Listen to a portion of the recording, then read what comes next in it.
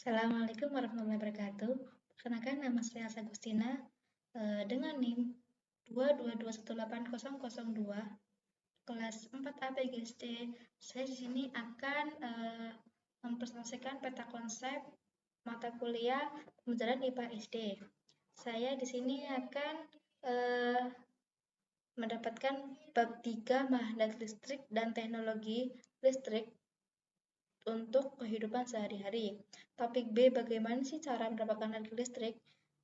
Yaitu pengertian listrik sendiri merupakan suatu bentuk energi yang bisa dimanfaatkan untuk membuat beberapa peralatan sehingga dapat berfungsi dengan baik tanpa listrik biaya aktivitas yang sulit dilakukan. Dan yang kedua ada energi listrik dan baterai.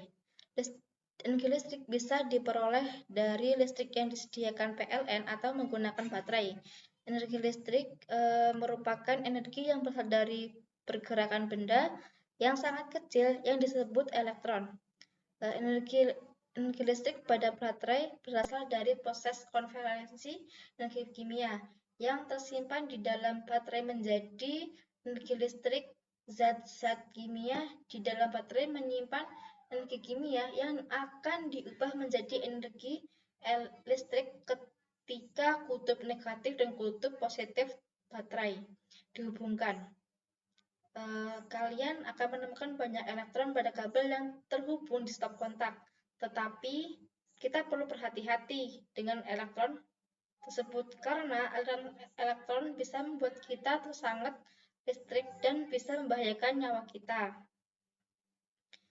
Dan ada juga yang ketiga, ada aliran energi listrik, yaitu jika energi listrik dialirkan ke peralatan listrik, maka peralatan listrik tersebut akan berfungsi sebagai atau seperti kompor yang dialiri gas dari tabung LPG. Peralatan listrik tertentu akan mengubah energi listrik menjadi bentuk energi lainnya.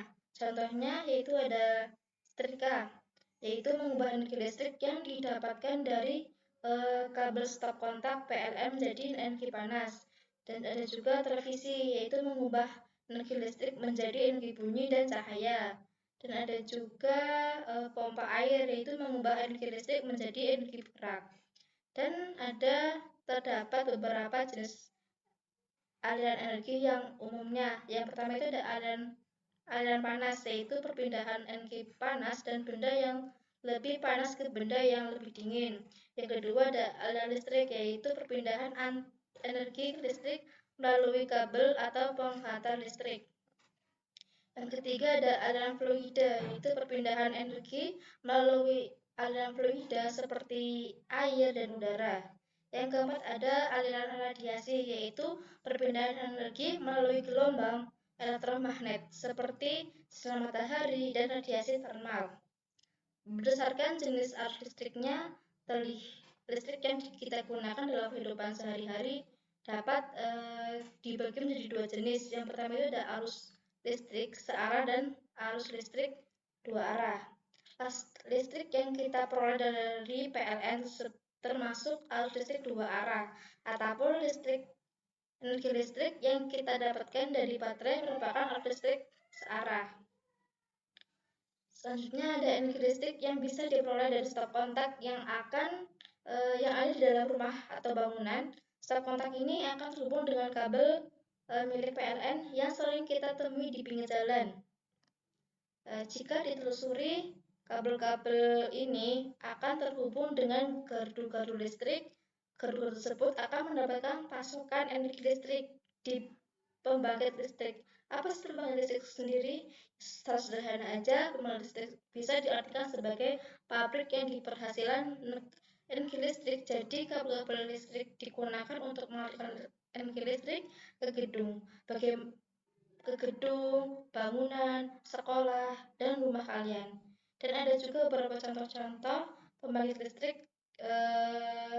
Yang pertama itu ada pembangkit listrik tenaga air, yang kedua ada pembangkit listrik tenaga uap, dan yang ketiga ada pembangkit listrik dengan tenaga diesel, dan yang ketiga ada pembangkit listrik dengan gas.